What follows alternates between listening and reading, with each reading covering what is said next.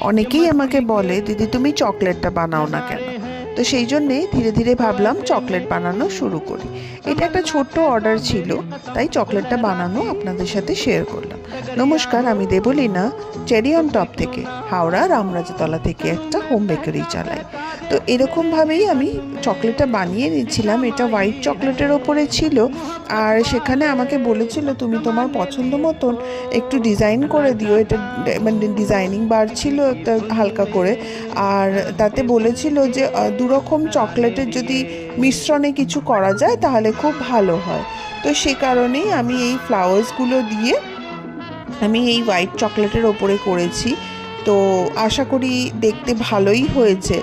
আপনারা জানাবেন যে জিনিসটা দেখতে কেমন হলো।